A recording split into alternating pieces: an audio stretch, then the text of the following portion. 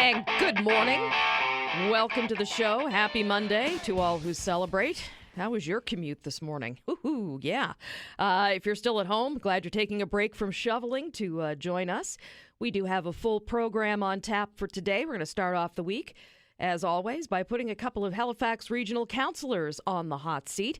Housing affordability, homelessness, growth and infrastructure, ride-hailing regulations, city's long-term strategic plan, budget pressures. Lots to talk about with our councillors, and we'll take your questions as well. After 11 o'clock, we're going to open up the phone lines. That'll be your chance to weigh in during the open hour. Noon hour. Be an interesting conversation. We have the MP for South Shore St. Margaret's, Jessica Fancy, lined up, and she's going to give us the rundown about the new deal that Canada has just made with China. It's it's going to mean some interesting things for the car manufacturing sector. Some great news for lobster fishers. So we'll get some more information from Jessica Fancy afternoon, and then we shift some gears. Mental health talk. The science behind something that you've probably heard about every January. It is called Blue Monday. Apparently it's today. It's often called the most depressing day of the year, but where did that idea come from, and does it actually hold up? We'll be joined by Dr. Alexandra Gold, who is a licensed clinical psychologist. She's going to help us separate myth from fact and talk about what really affects mood and mental health during the winter months. And later on in the final hour, cities right across Canada, including Halifax, are wrestling with just how to regulate ride-hailing services. We're talking things like Uber and Lyft. We're going to check in with the Consumer Choice Centre about what tighter regulations could mean for consumers, drivers, and just competition in general. And then just before 1 o'clock, we'll turn to one of Nova Scotia's most important industries, lobster exports. They were already under pressure. And then came the tariffs from China that shook the market. Well, now those tariffs have been suddenly suspended. So, what does that all mean for fishers, producers, the coastal communities, and, just long-term trade relationships? We'll have a conversation with the Lobster Council of Canada. So let's get started with councillors on the hot seat. Joining us this morning from District 11, Spryfield-Sambro Loop, Patty Cuddle, who is also the Deputy Mayor. Welcome, Deputy Mayor. Good morning, Lisa. It's certainly a snowy white day out there. I hope everyone listening is taking care and driving safely. And, All right. Good to be here. And also joining us this morning from District 14, Hammonds Plains, Upper Hammonds Plains, Lucasville, Middle and Upper Sackville, it's Councillor John Young. Welcome, sir. Hi, thank you, Lisa. Hello, Patty. Yeah, hopefully everybody's having a safe drive to work and taking the time when they get there. Yeah. Do you either one of you have updates on road clearing in your districts? How are things going? I know that both of you straddle the line between municipal clearing and provincial, so that can always be a bit tricky. Crews. I was going to say we get regular updates, as you know, and we know crews are out there. They're in the field. I just want to remind people of the, snow clearing times. It does take a while for them to get to all the streets. So, generally it's about, 12 to 24 hours, depending on your street and the type of street. And just be mindful of the plows. They're big, heavy equipment, and if your car's parked on the street, which I hope it isn't because it was a snow ban, best to get it off the street so that the plows can clear properly. Yeah, no word yet on whether or not the parking ban will be in place for overnight tonight, but it definitely was in place until 6 o'clock this morning. Councillor Young, how are things going out your way in District 14 as far as the road clearing goes? So the main roads are being cleared, like Patty said, on that time frame. The side roads are a little later.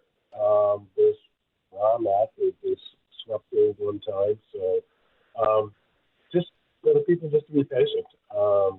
This is kind of a major storm. We had 118 shut down for a bit. All right. Patience is a virtue. Patience, yes. The plows are out there. They're doing their work, and they'll be around to your street soon, I guess, is the bottom line. So we are also taking your questions this morning. 902-405-6000, the number to call, or 1-877-801-8255. Patty, congratulations. You are now Deputy Mayor Patty Cuddle. How does that feel, first of all, and how does that sort of change your focus for the next year? What are the top priorities that you want to see come to the forefront? Oh, thank you, Lisa. That's nice of you. As you know, you've been deputy mayor yourself, so it comes with a little bit of extra work, and that it is always a honor when your colleagues select you to be the deputy mayor. It is a vote of council, and so having that that faith in my ability to be deputy mayor means a lot. It's I think we still have a relatively new council. We've gone through our first year. I think this year the focus is really on how to kind of fine tune how we're working together and get things done and kind of get our focus together. It's also, attending a lot of events on behalf of the mayor. Showing up and representing the city means a lot to people and to groups, and just showing, that we appreciate everything everybody's doing out there and looking to support the community. Not just my own community of Spryfield and Sambro Loop, but communities across the municipality in what they do and what they bring to our city and our municipality. Excellent. Well, I hope you have a fantastic year in that role, and congratulations again. Councillor Young, I guess there was a community meeting that was scheduled for tonight in Lucasville that's been postponed, I understand? Yeah, it was a rural AT to take a look at the area rates for the Lucasville Greenway Society. Okay. And due to the storm, it was canceled. But we have another one on the 23rd, which is Friday, and it's from 6 to 8 for the community to come out to as well. Okay. And so same location at the Wallace Lucas Community Center? Yes, it's 596 Lucasville Road, Wallace Lucas Community Center. Alrighty. And do you know if the session that was planned for tonight, if that's going to be rebooked down the road, or is the Friday session going to be the one and only one now? That's still up in the air. Okay. We definitely wanted two, so I'll have to flip that back to HRMAT to find out if and when that will take place. All right, fantastic. 902-405-6000 is the number to call, or if you're out of town, 1-877-801-8255. We are going to go to the phone lines now. Al has a question for the counselors. Good morning, Al, and welcome. Good morning. Thank you. It's basically a safety question about the bike lanes. I'm a taxi driver, and I don't complain about the bike lanes because I find in my business that I know where they're at. They've got their own lane. They're not in front of us, behind us, or whatever. They've got their own lane. They're out of sight, really, in a way. Today or this week, I've gone up Allen Street. In the corner of Allen Street and Harvard Street, which is an intersection, it's been blocked off for bike lanes only. So if I go up Allen Street, I'm forced to go to Quimper Road, which is a very busy street. And if I come down from Oxford Street to that intersection, I'm forced to go to Shabakta Road. That corner is completely blocked off with those little Christmas tree stands you guys put for the bike lanes there. There's only one entrance in and out of that, and the bike has to get off to get through it himself. So my question to both councillors, do you consider that a safety issue for ambulances, fire trucks, or police cars trying to get through there? All right, Al. Thank you so much for that. We'll let you go for now, and we'll let the councillors weigh in on that topic. Who wants to grab that one first? I will. All right. I'll go here, Patty. All right, Oh, Councillor no, Young. you go for it, John. You got it. Okay, I get it. Yeah, so the feedback that we're getting for like emergencies and like yourself, sir, the taxis, some of those things are going to have to be worked out in the future planning of the bike lanes on the urban core. So we welcome the feedback that you're giving us, and when they're constructing and developing the future bike lanes in the city, they'll take all those suggestions and try to put them in play. All right, Patty, anything to add? No, I think John got that very well there, that, we do listen to the feedback and take it into consideration.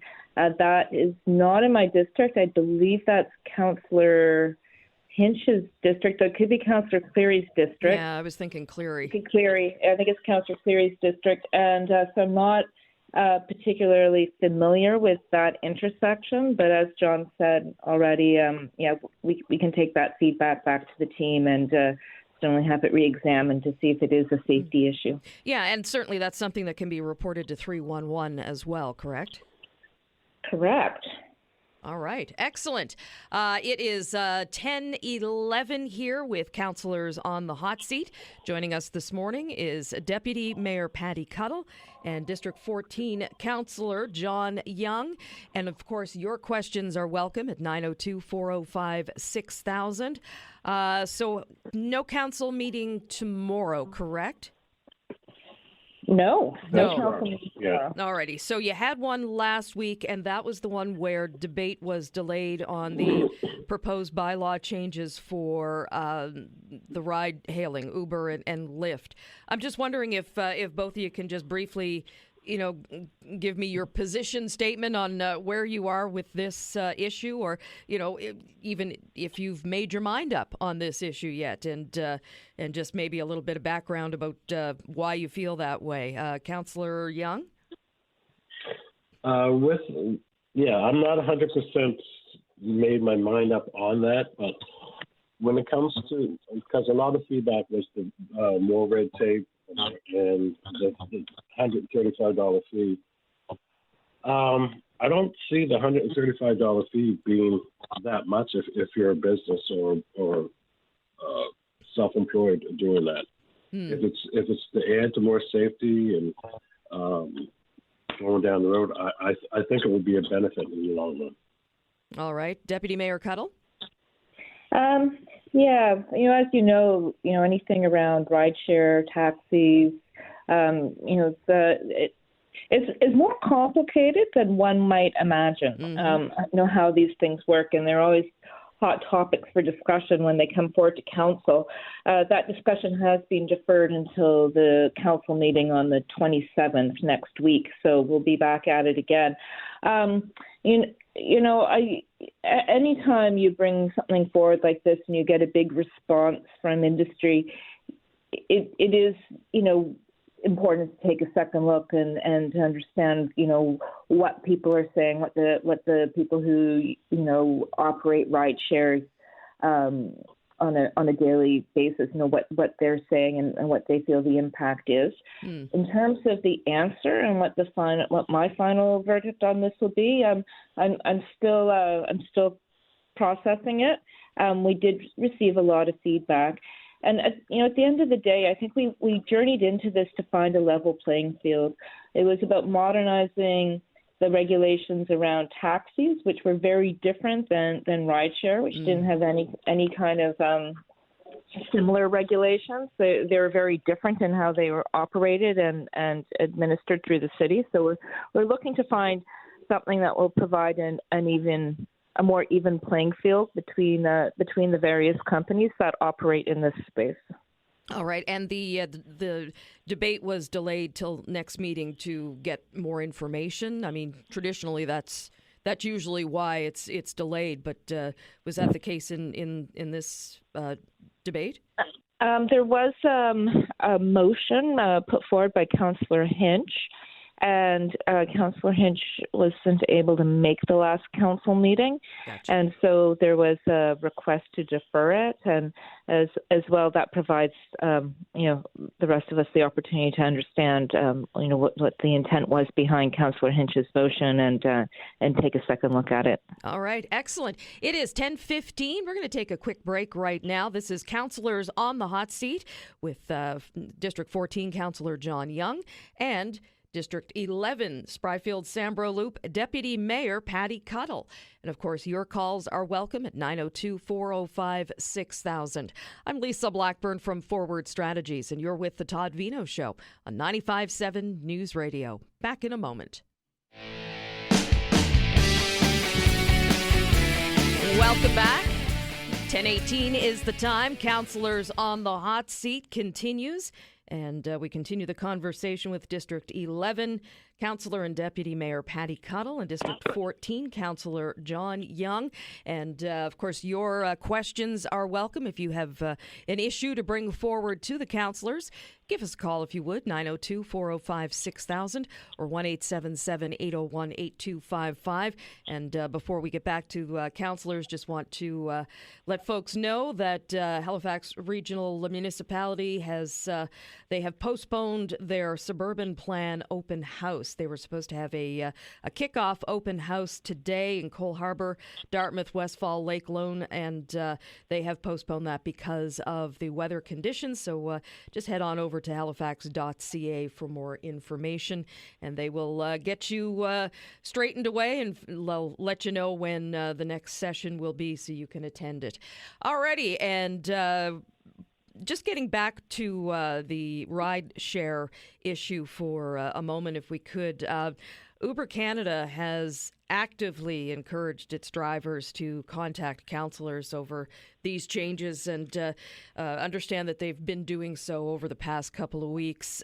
Deputy Mayor, I mean, how does this lobbying affect your thinking? My understanding is that these emails are coming in by the dozens. I would say by the hundreds, actually. Wow. Yeah, well, from experience as well, Lisa, when that happens, your inbox gets hijacked. Hijacked. That would be a good way to put it. But I think they've done their work in terms of lobbying. I don't necessarily think sending hundreds and hundreds of emails is the most effective way of getting change. But we did speak to the we did speak to folks from Uber, took the time to kind of understand their perspective. They've been, very, well organized in that regard.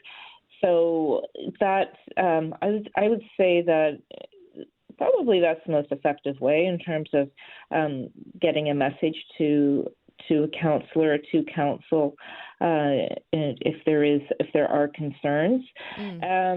And like I said, I don't know where I'm going to land on this. There's things to be weighed.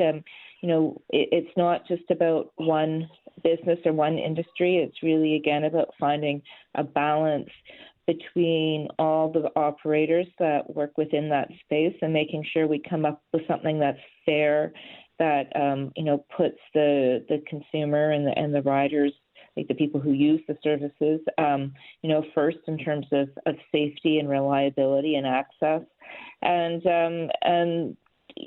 those are the types of things I'll be considering as I continue to work my way through this. All right, and just before the break, mentioned the overnight winter parking ban, and just got notification that it will be continued, the enforcement again from 1 a.m. until 6 a.m. So, the municipal overnight winter parking ban will continue for one more night. 902-405-6000 is the number. Going to the phone lines, and we have Joe joining us. Good morning, Joe. Welcome. Morning, Lisa. How goes the battle? Well, I'm still swinging, but okay. It's getting harder and harder. Yes. You've got a question for our councillors. Go ahead. I have an issue that came up, and it's been a battle now. It's been an issue for a couple of years. The pigeons in Halifax are becoming quite annoying. And I don't know if the counselors are aware of it, but pigeon feces has a lot of toxicity to it and is dangerous to human health. And I live in an apartment right on Bayers Road, and we have the pigeons literally crapping on everything, the windows, the balconies, walkways, cars. The property management company doesn't seem to know what to do about it, but they put a letter out to the tenants a couple of years ago not to feed the wildlife. And I was told by I won't mention any names, but by a municipal official that it's illegal to feed wildlife, specifically pigeons. Is or is that not true? It is true. There is a bylaw that prohibits feeding pigeons. Now, exactly, how that works, I don't know. I'd have to go and look at it. But there is a bylaw. So, and it's generally considered under kind of pest control. So if there's an issue with pigeons with your building and your particular property, it is, the onus is on the property owner to address the issue. So I would suggest, if you're having issues with that and you want some more information about how to file a complaint, call 311 or call your counselor. Well, if I may, Lisa, you'll indulge me. I'll finish. Go ahead, Joe. Second part. I'll finish the second part of this. I wanted to confirm this. I put a complaint in. Our property management company is a pretty well do-nothing company. It's probably one of the worst I've ever experienced in my 77 years of life. However, they don't really enforce much of anything. They don't. I've called 311 on issues of no heat, no hot water, no water at all, broken elevators, and there's rarely a day that goes by that there's not an issue or a problem. So I put a complaint in on this pigeon issue through 311, and I got a phone call here last week, the end of last week, from a compliance officer, and he wanted to go over the details of my complaint, and I said it's pretty straightforward. I said I've already explained to two municipal officials, but we'll do it again if you like. And I explained the situation in detail. And his reply to me was, well, how does this individual feeding the pigeons impact on how does it present a problem to you? And I hesitated, and I thought maybe he didn't hear me. And I said, well, I thought I explained that in detail. Let me explain again. And he said, well, it's not really illegal. This was a compliance officer. It's not really illegal to feed the pigeons. And that stopped me dead in my tracks.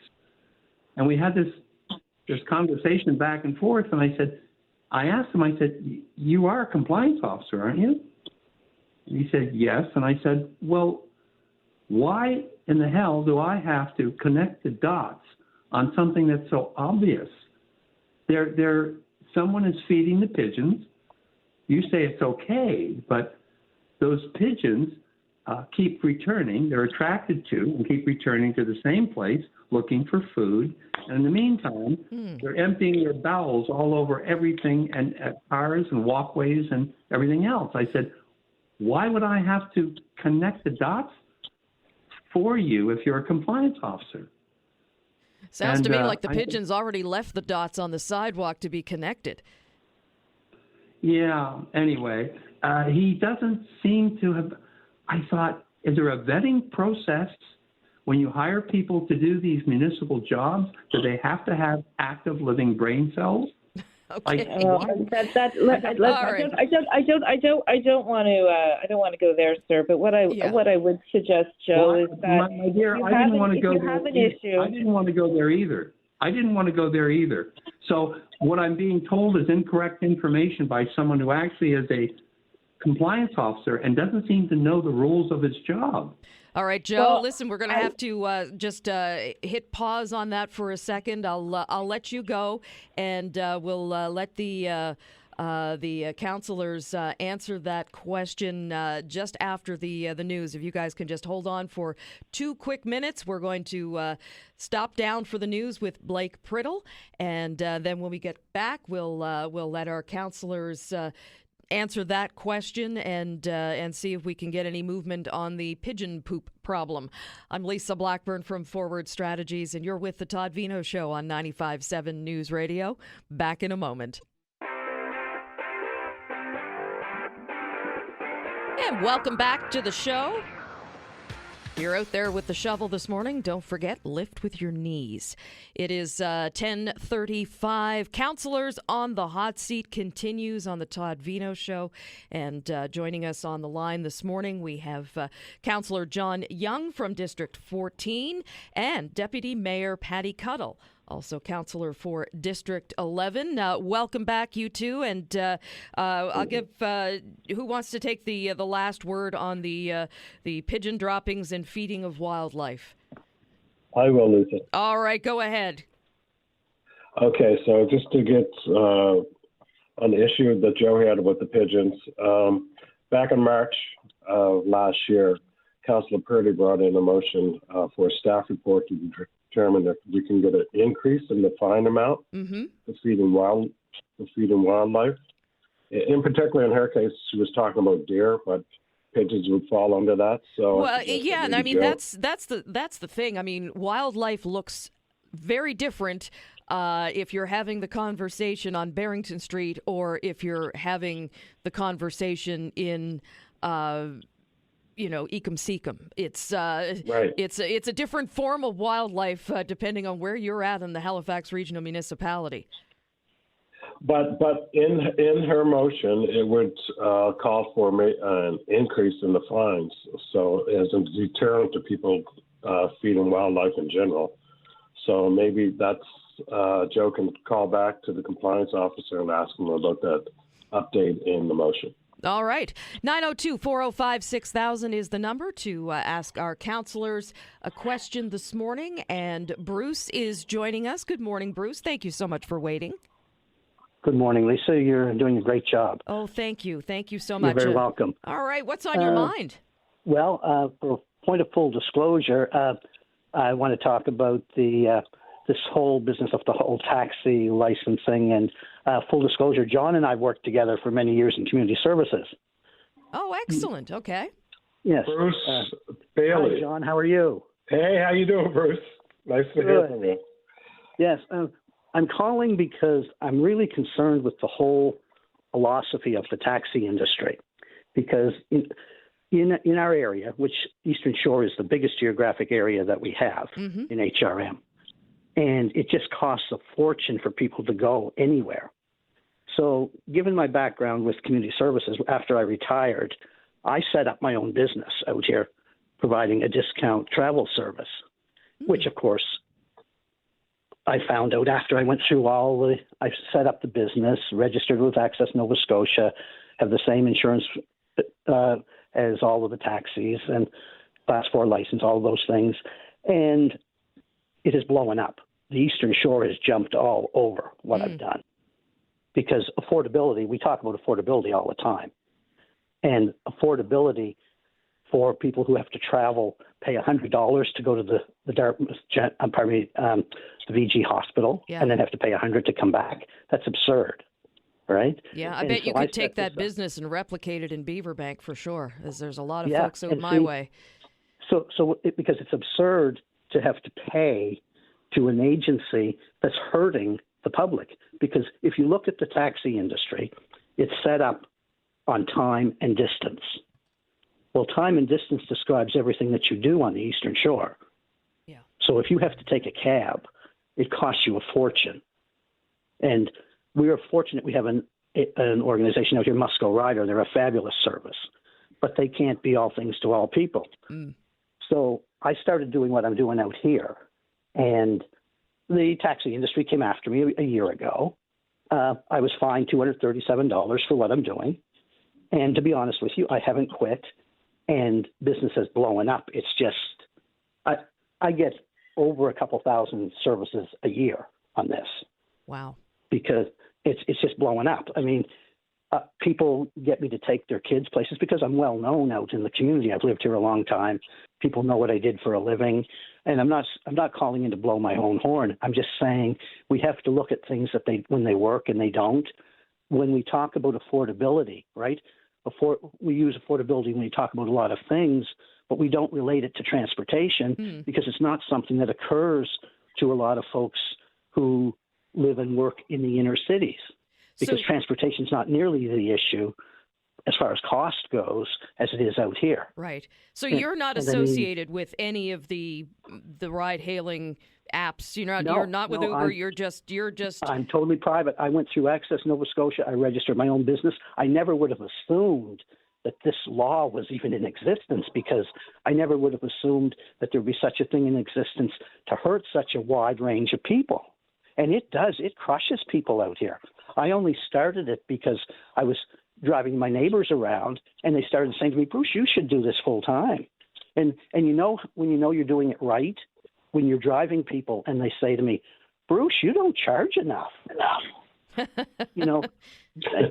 I get that all the time. I mean, when's the last time you guys went somewhere and told a provider, whether it's a grocery store or wherever, you guys aren't charging me enough? Yeah. And here's how messed up it is. Let's say, John, if I took you and your wife to the pub, right? And very responsible thing to do. You get me to take you, right? Because you don't want to be drinking and driving. I could be fined almost $500 for doing that. Because it'd be $237 per person.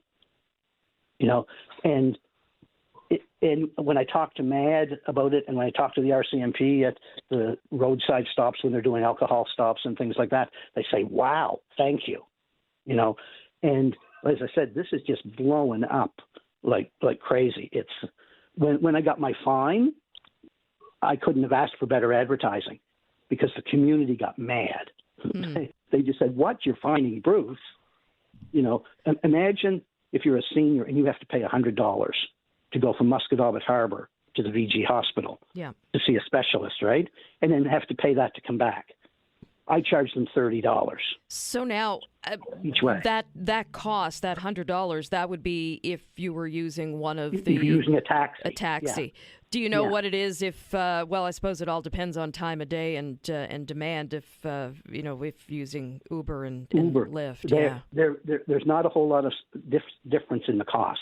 And a lot of the Uber folks don't really want to come out because they're not really sure how far you're going to go.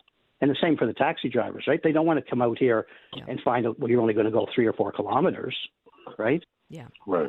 Yeah. Because, it crushes people. I mean, there are a lot of ways to abuse people, and financially is one of them.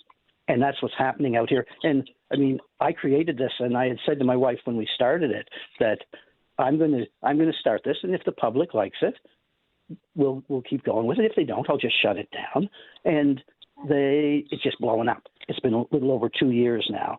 And like I said, I don't consider myself a troublemaker. You've worked with me a long time, John. You know that's not how I operated at work. Yeah. And I'm not trying to cause any trouble. I'm trying to stand up for our communities out here. Because as you know, I mean, where you guys are right now, you could get in your car and you could drive for 100 kilometers and you still wouldn't be out of the Eastern Shore. Yeah. We are that big, right?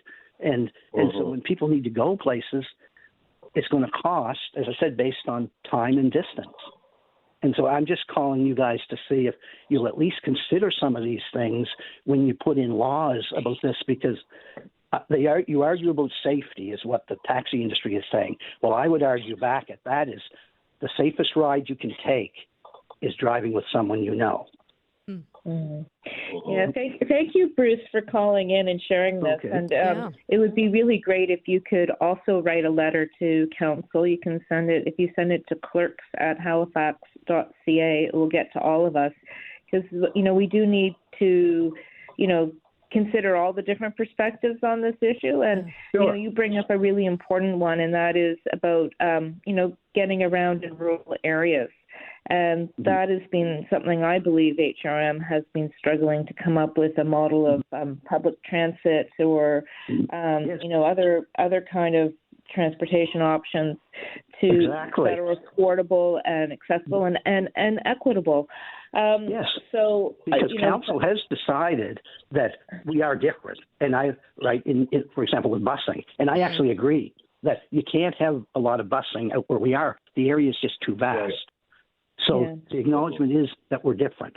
So I'm saying, then let's not try to have a law that fits everybody, because it doesn't fit everyone. This comes down to dollars and cents, right? And when you're looking at time and distance, as I said, time and distance describes everything we do in our area, right? True enough. It just does, and that's why I've set this up. And like I said, I've been doing it over 2 years. I've been fined for doing it, and I'm not stopping because our neighbors are just, they can't afford. As I said, I keep using the example of $100, but even $60. I drive some people to work. Wow. That if I don't drive them, they can't work. Yeah. Because the cab fee is too much. There's one lady who's a dog sitter. She's does dog sitting for people. She turns down jobs if I can't take her because the cab fare is too expensive. All right, Bruce. Those are just examples that I'm giving. All right, Bruce, we'll have to leave it there for now. Okay, I appreciate your time. Hey, appreciate your time. Thank you, and your good to hear from you, John. Your secret is safe with us, Bruce. All right. It is 10:45, and we're going to take a quick break. I'm Lisa Blackburn from Forward Strategies, and you're with the Todd Veinotte Show on 95.7 News Radio. Back in a moment. Welcome back to the show. 10:48 is the time. Looks like the sun's trying to crack through the clouds out there, and we're at +1. And just got confirmation that the overnight winter parking ban is going to be in place again tonight. That's both Zone 1, Central, and Zone 2, the outskirts, 1 a.m. to 6 a.m. So make sure that your vehicle is parked off the streets overnight tonight. And we're going to go back to the phone lines where I think Joe has returned and wants to make a clarification. Joe, welcome back. Hi, Lisa. I got to tell you this. That I don't want to sound like I'm stroking you, but you really should have your own show. You do a great job. God love you. No, really. It's not flattery. It's just a fact. But that's my opinion. Well, thank you so very much. I spoke with Mr. Young, attempted to answer my question, but I was left scratching my head. I've called the mayor's office twice, heard nothing back on this issue. I've called the Department of Health 4 times, haven't gotten a return phone call. And after listening to Mr. Young's explanation, I'm bewildered. It's a non-answer. And I just simply, I realized Mr. Young is a counselor out in District 14, which covers Hammonds Plains and Sackville, but I'm in the center of Halifax. Yeah. And the pigeon feces is very toxic, and it's not being addressed by the people who own the building, and I can't seem to get anyone to give me a simple, direct answer as is it illegal to do this or not, to feed the pigeons? Have you had a sit-down chat with your own counselor? No, and I won't get into that at this point, but okay. I just won't. So I thought maybe the deputy mayor would be more suited, but Mr. Young took over, and I'm still not clear on what he's saying. Why would I call a compliance officer back and have further conversation with him when he doesn't seem to be clear on what the rules are? I think that's. I was dismissed off the air. Still, I got a bit of an answer, but it didn't make any sense to me. And I don't mean to be disrespectful, but I'm getting very frustrated because I can't seem to get anyone to take responsibility for giving me a clear, direct answer.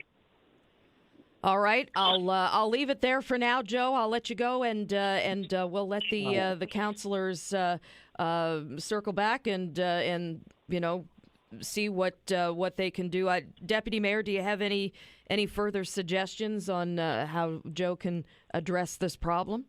Generally, if somebody feels they're not getting an adequate answer from 311 or, who they're talking with at HRM and the issue's not getting resolved, I always suggest to call. That's the time that you call your counselor and you have that discussion. If for some reason that's not an option, please send me an email and I can follow up with you offline. All right, Joe. I think the deputy mayor has given you a path to get some answers. So we'll leave that with the deputy mayor. And thank you so much for calling. All right. 405-6000 or 1-877-821-8255. Those are the numbers to call. And we're just coming up on the top of the hour, but just quickly, the Alderney Ferry. Any updates on where we're at with that? Last I heard, it's on a 30-minute schedule until further notice. Any new information to share on that one? I don't have anything new. Patty might have something. No, I don't have anything on that either. I'm over here in Spryfield Sambra Loop, wishing I had a little ferry across the arm that I could report on. But no, I don't have any update on that. I'm sure I could find one if you give me a few minutes. All right. Well, listen, if you find anything in the meantime, last I heard, we were just waiting for a part to come in, which is always a tricky issue. Because parts these days are hard to come by and take a long time to get here. So, so it looks like that'll be on a 30-minute schedule for the coming days ahead at least. Let's see, what else is going on? We had Budget Committee. Residents have the opportunity to speak directly to Budget Committee as part of the process. Do we have a sort of a solid plan? When are the next budget meetings? Do we have a schedule that's set out that the public can look at? Councillor Young, are you aware of that? The actual dates for the public to participate, or for us to talk about it? For the public to participate. The capital plan. Okay, so the budget unit budget business plan presentations, they begin on February the 4th, I believe. Okay, so still we're a couple of weeks out from that. And the plan is that at the start of all the budget meetings, there'll be an opportunity for the public to speak before they start? I believe so, yeah. Yeah, there is. And we're having a special evening session. Where because usually budget takes place in the daytime. It starts at 9:30 in the morning, but we have heard feedback from lots of residents that that's a difficult time to come if you have a job or if you kids to look after or whatever. You can't always make it in the morning. So there is a special meeting. And I believe it's at the next council meeting, if I'm correct. And I'm just, I'm looking to confirm that. But that is my understanding. Perfect. Yeah. All right. Sounds good. It's always great to have the public input on that budget process. And it's important to hear everybody's voice for sure. Speaking of which, 902-405-6000. Back to the phone lines where Jane is joining us. Hey, Jane, welcome. Oh, good morning. I just have an FYI for the deputy mayor and the councillors. I live in the Bedford waterfront area and the DeWolf Park area. Mm-hmm. And last year they replaced all the hardwired lights that they were having a problem with solar lights all along the DeWolf Park walkway. So that's a highly used walkway. It's day, night, it's constant, right? So they replace them with these solar lights, which are very small and very, very dim. But unfortunately, this is our first winter with them on, and half of them were out most of the time. And now they're basically on for maybe an hour at dusk, and then they're off. So people are now walking in complete darkness. They're using headlights and flashlights. And I just want the city to be aware that it's a very dangerous situation on a very, very busy park area. So I'm just wondering, I did call 311 and report it because at first it was just the little bridge, which was, it's a little slippery because it's wooden, and the rest of it is like a brick walkway. So I reported that one, and now they're all out. They're just literally all out. So I just want to be aware that maybe somebody will come down in the evening and see that there is no light on that walkway. All right. Thank you. Excellent. Thank you for that, Jane. Yes. I'll be happy to pass that on to Councillor St. Amand to have a look at. Yeah, we have sent him a big email. We haven't heard anything back. So I want it to be a heads up for everyone to be aware that there's going to be a dangerous fall or an accident or a crime on this walkway because it's dark. And I just want the city to be aware of it. All right. Appreciate that. Thank you so much for your call, Jane. Thank you. You're welcome. All right. Thank you. Listen, it is 10:58 now, and we have to wrap up counselors on the hot seat. But we've got James and Tim on the line. Hey, listen, stick around because we have the open hour coming up after the news, and we would love to get your conversation in there as well. Big thank you to Councillor John Young from District 14, Hammonds Plains, Upper Hammonds Plains, Lucasville, Middle and Upper Sackville, and District 11 Councillor Deputy Mayor Patty Cuttle, representing Spryfield Sambro Loop. Thank you both so very much for your time this morning. Thank you, Lisa. I do want to confirm it's January 27th. There is a special evening public participation session at 6 p.m. following Regional Council for anyone who wishes to come in and share their thoughts on the budget. Oh, excellent idea. Thank you so very much for the update. All right, take care, and we'll do Counselors on the Hot Seat again next week. It is 10:58. Blake Priddle standing by with the news. The open hour is next, so if you're on the line, stay there and we'll get to you. I'm Lisa Blackburn from Forward Strategies, and you're with the Todd Veinotte Show on 95.7 News Radio. Back in a moment. Welcome back to the show. You are indeed with the Todd Veinotte Show. I'm hanging out here until Dan will be back on January 26th, but he just needed some time off, and so we gave it to him. Listen, welcome to the open hour. This is the time that we want to hear from you. Hold on, James, Tim. I know you've been hanging on. I very much appreciate it. Just want to get to a few quick updates on closures and cancellations.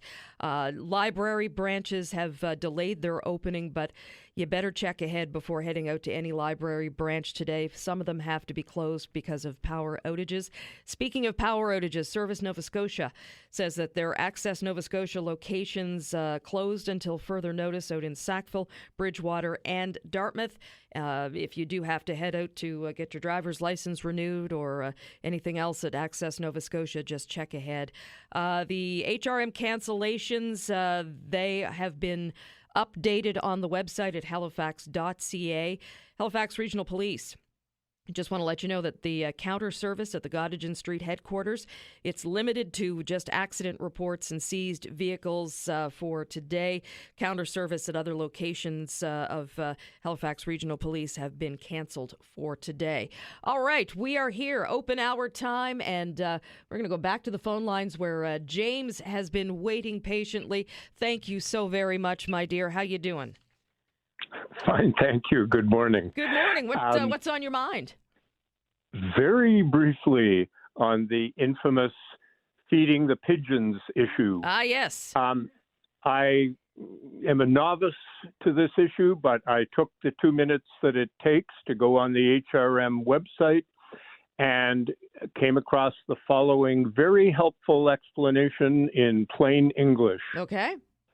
Quote, bird feeders will be allowed to feed birds on property with owner permission, but the nuisance it may create can be addressed through the bylaw enforcement process, unquote. There we go. So, as with so many things in life, it's mildly complicated. It's not illegal to feed pigeons. but it can attract the attention of a compliance officer if your feeding of the pigeons leads to the creation of a nuisance, as in pigeon poop or whatever. Yep. So, they're trying to strike a compromise. It's bylaw A-700 for anyone who's interested. And your caller was a bit obsessed, and the fact that he wasn't willing to contact his own counselor, I don't know. I would suggest the problem may be less with the pigeons or the property owner and more with your caller. All right. Well, we'll leave it there. James, much appreciated for the clarification. Thank you so much for that. You're welcome. Bye. All right. 902-405-6000, the local number 1-877-801-8255. And Tim is on the line. Hey, Tim, thank you so much for waiting. No worries. How was your weekend? Oh, you know what? Not too bad. Not too bad. What's new and exciting in your world? Well, Lisa, let me start by saying I was down at the Thunderbird game on Friday night, and as always, they're entertaining. Yep.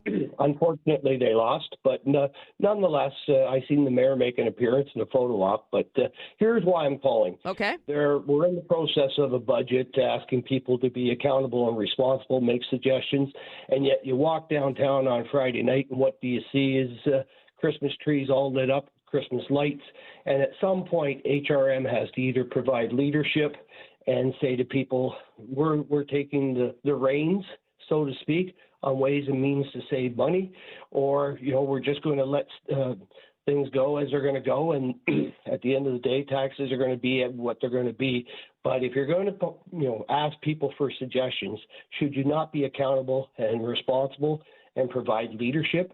And there's no shortage of counselors and the mayor himself, who's a counselor, but nonetheless, walking around downtown, if I can see it, others can see it, you think they could see it, and why not just turn the lights off, or better yet, at some point when it's safe to do so, take them down. Okay. My understanding is they usually keep them up until my family used to call it Old Christmas.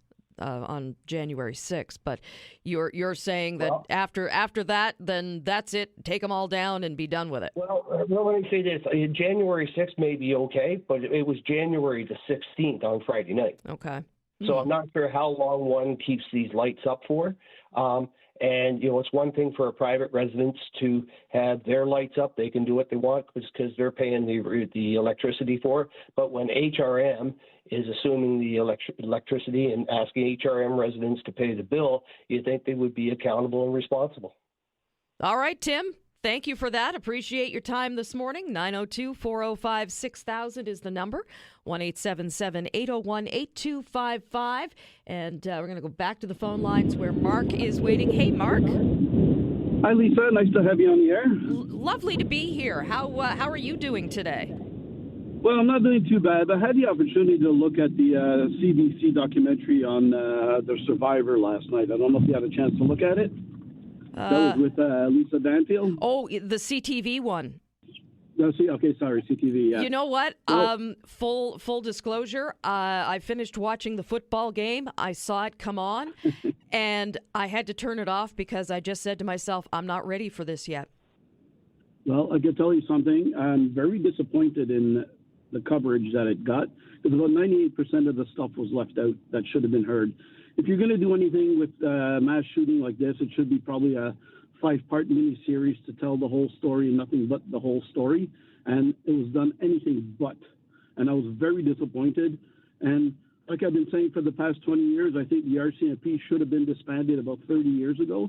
They're a completely useless tool in this country. If you want to keep them for federal stuff, so be it. But to be provincial police the way they do things here today is absolutely disgusting, and I think they should be completely disbanded from A to Z. And the only one who's lucky in this is people like Brenda Lucky, who ended up having to retire because of this so she can get her full fat pig pension and not have to say a word about anything that went on. And I'm just absolutely disgusted with this whole thing. All right, Mark, we'll leave it at that. Thank you so much for your comments this morning. It is 11:12, 902-405-6000 if you want to give us a call and just continue the conversation. Shelley is here now. Hey, Shelley, good morning and welcome. Good morning, and welcome to you to the show. Oh, well, thank you. Thank you so much. It's great to be here. I'm having, having a good time filling in for Dan. Yeah, well, we missed Todd, we missed Dan, we missed them all, but it's always nice to see the show continue. Beautiful. Well, I'm glad I can keep the ship afloat until they get back. What's on your mind, Shelley? Well, this is something I've been thinking about even before Christmas. We've heard so much about small companies going under, closing, not being able to remain open because of everything. The cost of everything is going up. I'm wondering why back last fall, there just before Christmas, a lot of small restaurants especially are closing up, locally restaurants. There before Christmas, the Meza restaurant, you probably know what I'm talking about, Meza restaurant. It's Lebanese restaurant. Yes. Why were they, Lena Dehab and Darren Fisher are the two people that are involved with this. Why was that restaurant given $500,000, $500,000 to open up a fifth restaurant? I thought about this and I thought, well, if a company is able to open up 5 restaurants, they're certainly not in need of cash, government handout. And they were given $5 million to open up a 5th restaurant. I found that really strange. And with it, I also thought to myself, well, Lena Dehab, she is Lebanese, and this is a Lebanese restaurant. Isn't this sort of like a conflict of interest? Well, I'd have to do a bit of digging. I'm not familiar with this story. I don't know if it was, was it perhaps tax incentives or other things that were, negotiated with this business, or was it straight up, here's a check, go open your restaurant? I mean, that just doesn't, I don't know, it just doesn't sound right to me. So I'd have to dig in and see what the situation is. Yeah, it may have been like a sort of like, how they have the ACOA thing where they give them cash-free loans. Yeah, and I'm thinking that in this case, it's probably a repayable contribution. So this would be, more or less like a loan. Yeah, exactly. But all that aside, I kept thinking, a company that's opening up a 5th restaurant is not in need of this when we have so many smaller companies going under. That's just my opinion. And to finish this conversation. Sure. I do believe that this company is Lebanese, and they have been the company that was supplying the food for the hospitals were dropped, and it was given to this company. That's another question I question myself. Just a thought. All right, Shelley, appreciate your call this morning. Thank you so much for joining us. 902-405-6000 is the number if you have something to share with us on the open hour. We're going to take a quick break, but the phone lines are open. I'm Lisa Blackburn from Forward Strategies, and you're with the Todd Veinotte Show on 95.7 News Radio. Back in a moment.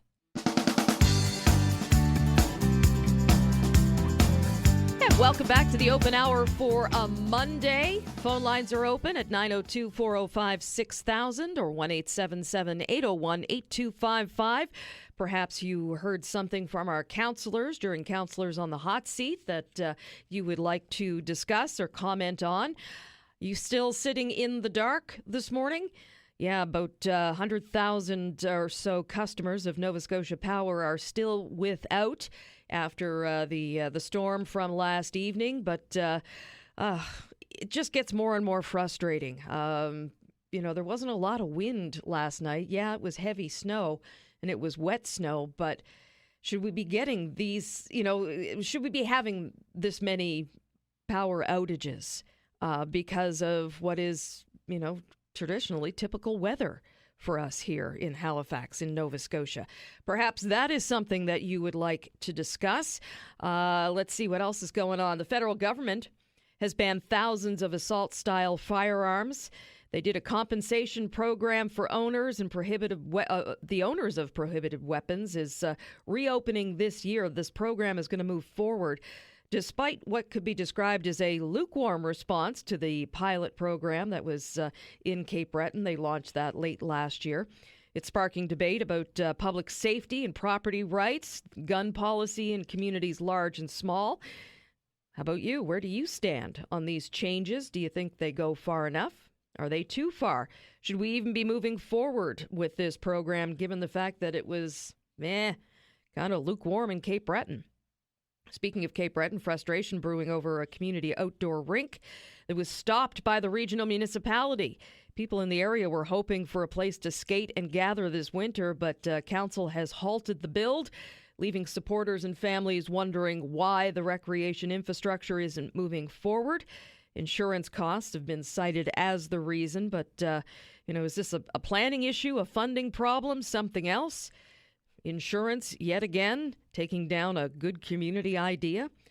Also in the news, troubling report from StatsCan showing that Indigenous and Black adults are dramatically overrepresented in custody right across the country, including here in Nova Scotia. I'm going to try and get a guest on this week to discuss that, but Indigenous adults are jailed at rates up to 10 times higher than non-Indigenous adults. Black adults incarcerated at roughly 3 times the rate of white adults. These findings raise some serious questions about justice, equality, and, what does real reform look like? Perhaps that is something that you want to discuss as well. On the international stage, we're seeing escalating tensions over Greenland. The U.S. has threatened tariffs. They have now hinted at using economic pressure over its desire to exert its influence in the Arctic.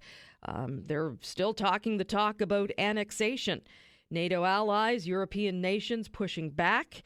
Our Prime Minister has weighed in on defending Greenland's status with Denmark and NATO. What does this mean for Canadian foreign policy?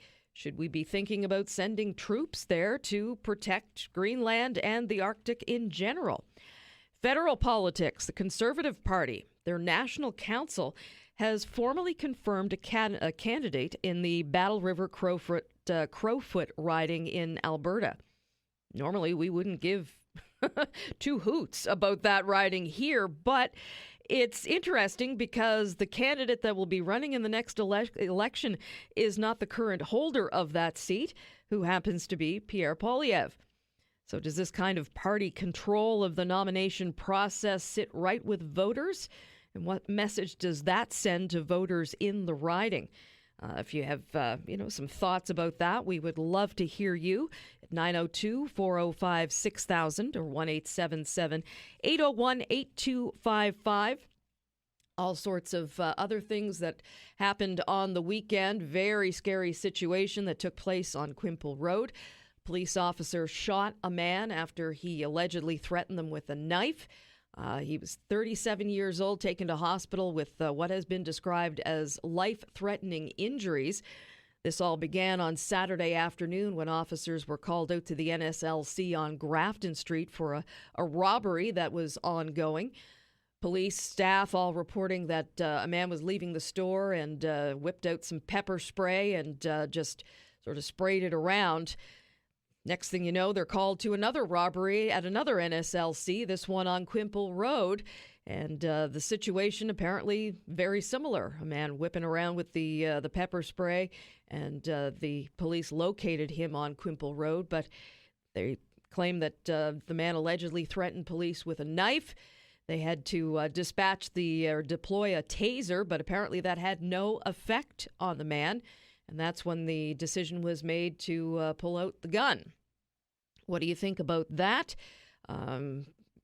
Certainly it's a startling situation for many of the residents in the area.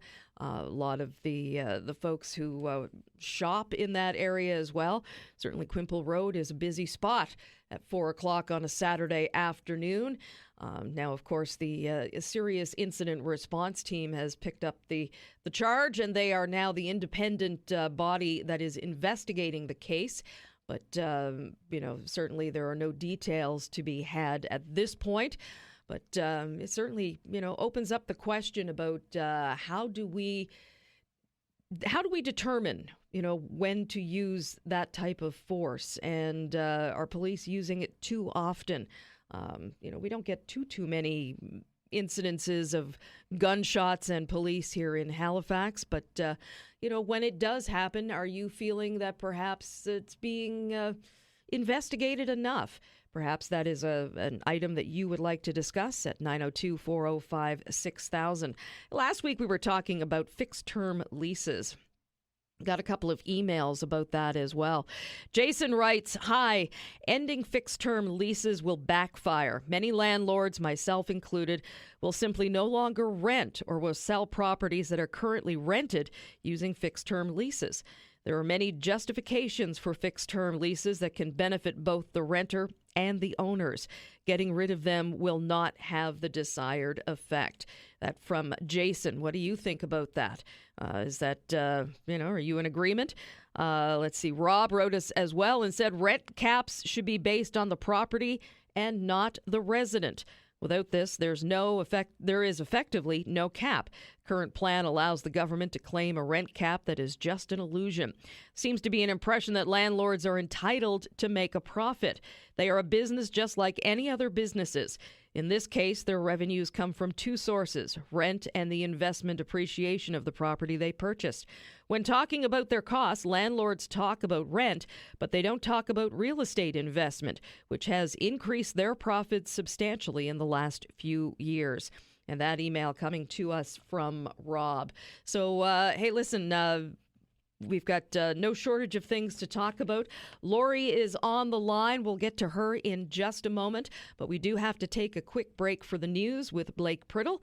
Blake is standing by. I'm Lisa Blackburn from Forward Strategies, and you're with the Todd Veinotte Show on 95.7 News Radio. Back in a moment.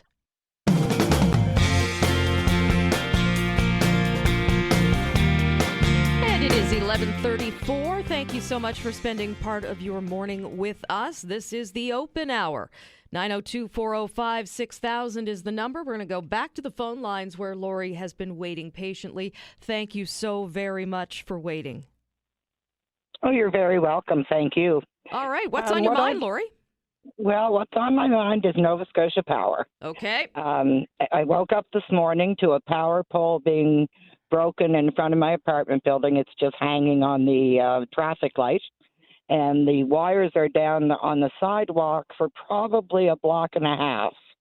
Now, I called at 6 o'clock this morning. I was on hold for an hour and a half.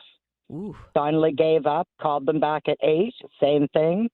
Finally called them back at 9 o'clock and got through and reported it, but there's still been nobody here to look at it. And the wire is on the sidewalk. And what part of the city are you in? We're at 1000 Micmac Boulevard, right across from Micmac Mall. Oh, my heavens. So it's a pretty heavily traveled area of sidewalk. Wow. And so what happened to the pole? Did it... Well, was it taken out by a car? I have no idea. I'm assuming it doesn't look like it. It looks like it was just rotten. Yeah. But anyways, when I called at 6 o'clock this morning, you press a certain number if you want to speak to outages, and I pressed the line to speak to someone with poles and wires down. So I would think that's an emergency call. Well, in so my an hour and a half understanding, of wait time. Yeah, in my understanding too is that the Nova Scotia Power had partially stood up their emergency response team. So I would have thought for sure that would have meant someone on the other end of that line when you call at 6:30. You sure would think. Wow. And at 9% returns, somebody's got to hold them accountable. I mean, this is just ridiculous. Well, and I guess that's and as you report, the pole was in pretty rough shape, yes? Well, I'm assuming it doesn't look like anything's been hit by a car because there is a traffic light right beside it. That's what it's hanging on right now. Yeah. But it doesn't look like it was hit by a car. It looks like it just snapped off. And there's no pylons, nothing there Nope, to protect nothing, the area? Absolutely nothing. Wow. All right. Well, listen, thank you so much for calling us and letting us know about that.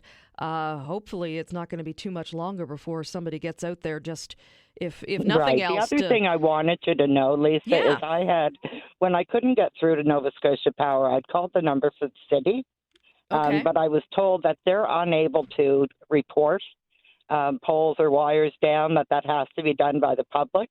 I think that's ridiculous, too. If you can't get through to Nova Scotia Power, there should be someone else you can call.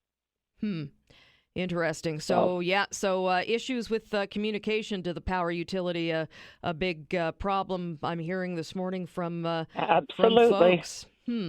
All right, Lori, listen, thank you so much for that. Thank you, Lisa. All right. And you're doing a great job. Well, thank you so Thank much. you. Appreciate your call.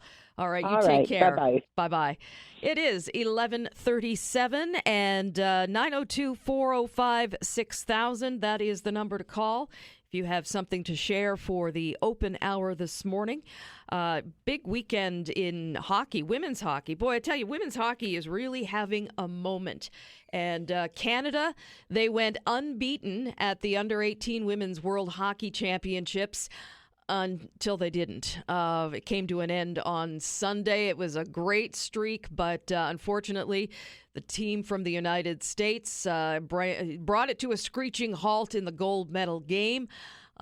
We had the Americans' 10th gold medal in the U18 event, and they won the gold with a 2-0 win over Canada. This was the 8th time that Canada took silver at the event. But it was a great weekend of women's hockey in Sydney.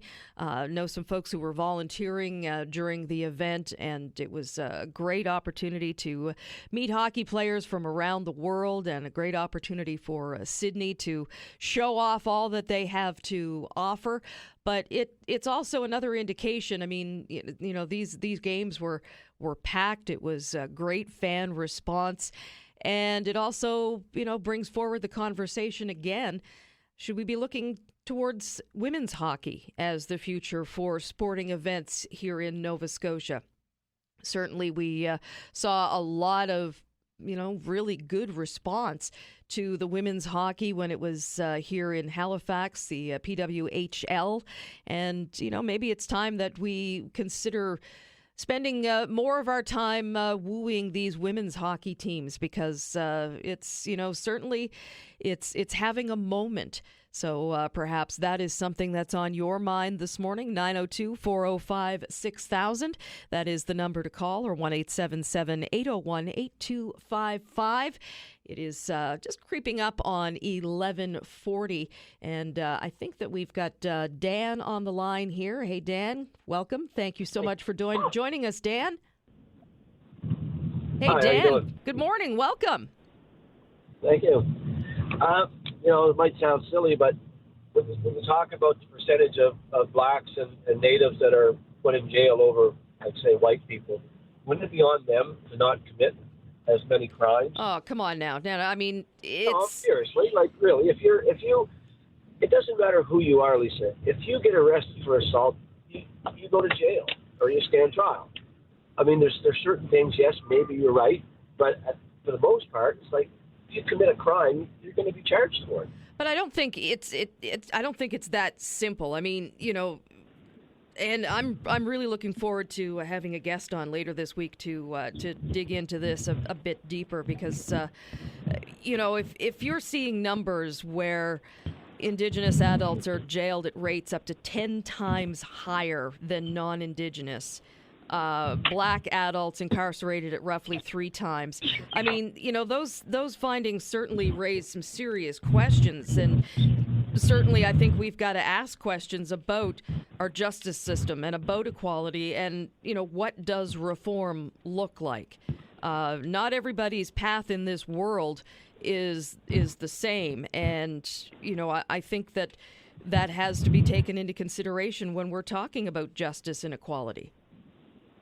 Yeah, okay, but also, like, you have to have some onus on yourself for your own responsibility. Like, you don't always have, like, how long we've been having this discussion? 20 years, 30 years? I mean, it's not something that just came up. I mean, we've been having the discussion for years, and nobody's ever come up with any kind of a solution. Well, we haven't yet. I mean, but that doesn't mean that we stop trying. Well, no, I agree, but it also falls on the group of people, whether they're white, Chinese, Indian, whatever. It's also on them. But how can you say that when you don't know what somebody's life path is? I mean, well, it's, you know, I think I've been through some pretty rough parts myself in my life, especially when I was younger, and I didn't turn to crime. in order to fix that. I mean, I know where they're coming from, and I've been there, but I mean, sometimes you have to take your own responsibility.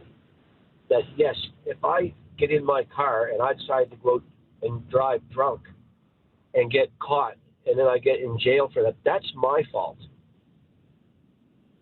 That's just my opinion. Yeah. Well, presumably, you know, all of those folks with Indigenous and Black heritage are, you know, they're not all in jail because they made a bad decision one night about driving drunk. I mean, there's, you know, I mean, that's... Oh, no, I don't mean it that way. I mean, it's just an example. Yeah. Of committing a crime. Like, you are responsible for yourself. All right. But well, maybe we need more programs for them to, you know, like programs for mechanics, for apprentices, all that kind of those programs. But at the same time, we have to make sure they follow through on those programs.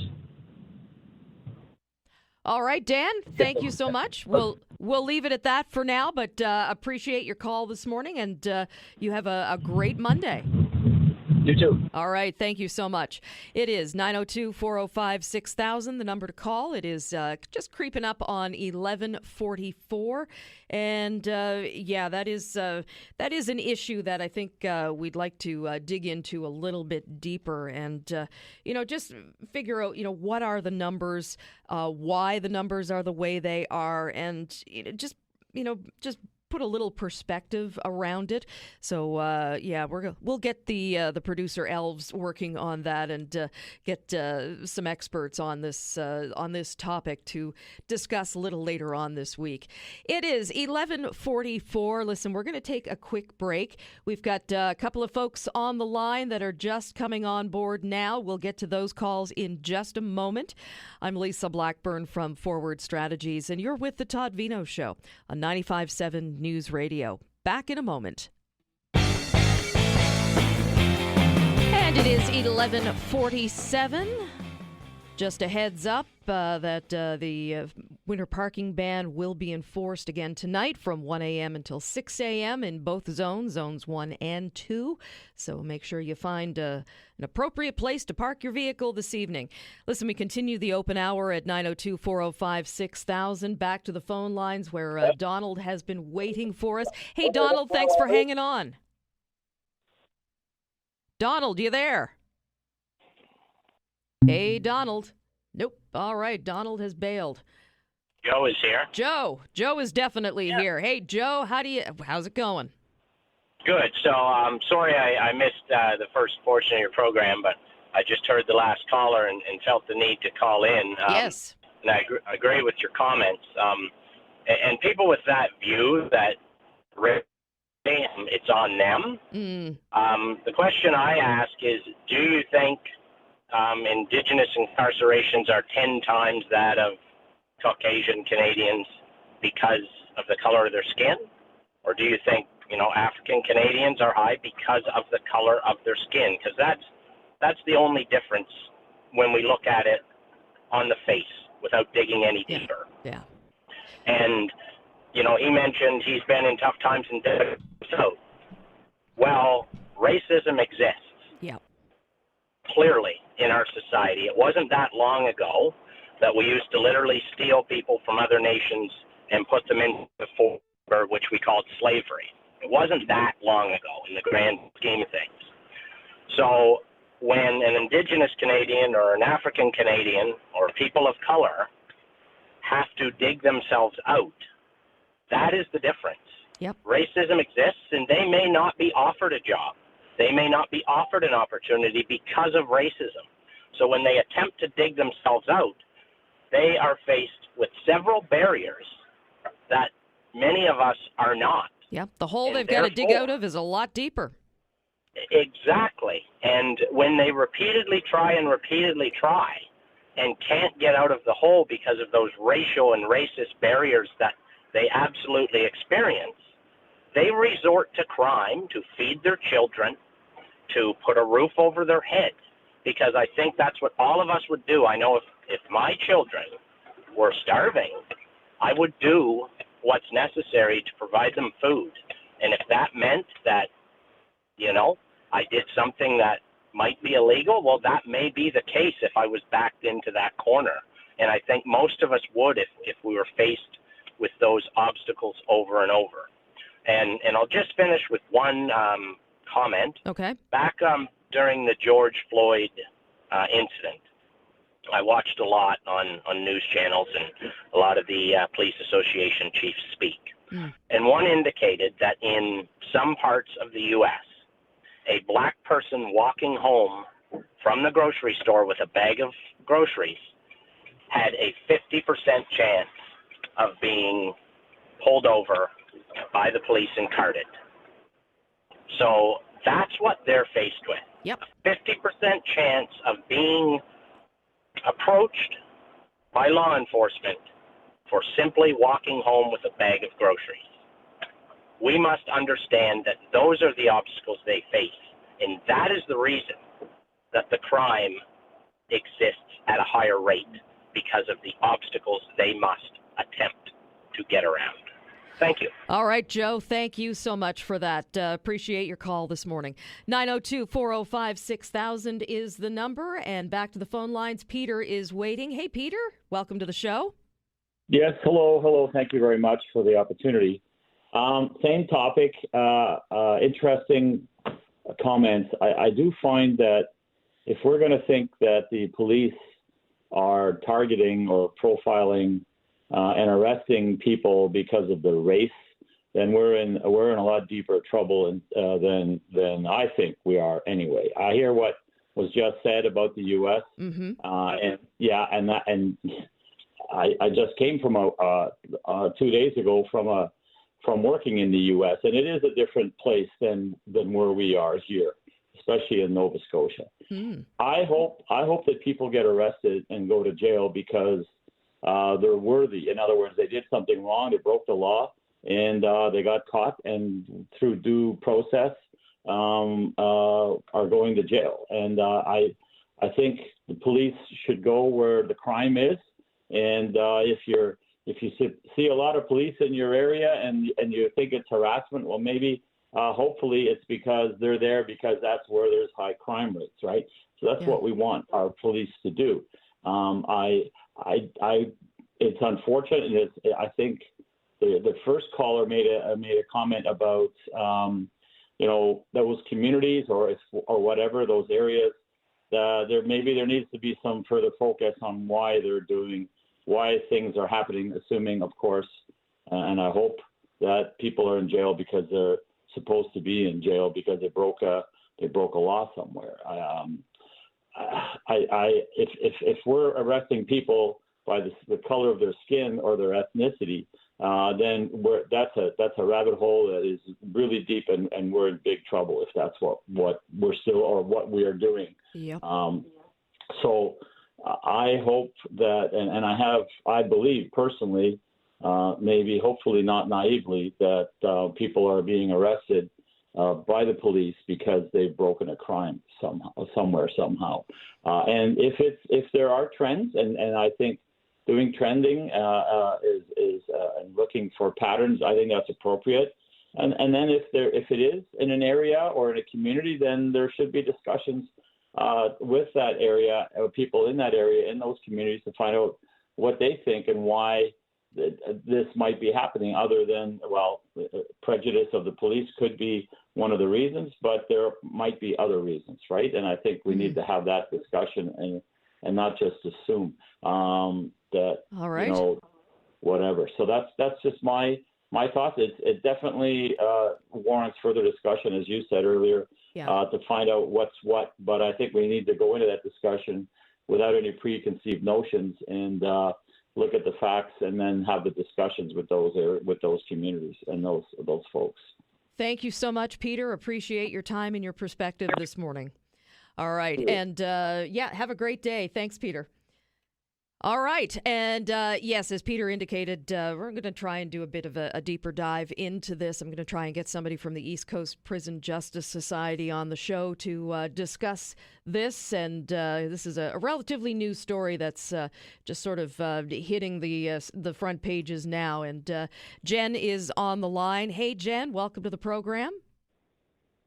Oh, hi. It's Jen. Oh, Jen, hello there. How Jen are likes you? to drink. I'm fine. How are you? I'm doing great. Good. I'm glad to hear it. The show's it's been great the last couple of weeks. Really great. Thank you very much. I've enjoyed this this new version of myself, I guess is the best way to put it. Yeah. Good. Well, I'm enjoying it too. Well, what I wanted to talk about, I kind of have to agree with what Peter was just saying, and I think if they dive deeper into this, I think it's more people that are poor. I'm going to say poor, because there's places in I have to talk about Dartmouth because that's where I grew up. Sure. There's I hate to say poor because everybody's going to think not as well off as everybody else. No, it's poor people, right?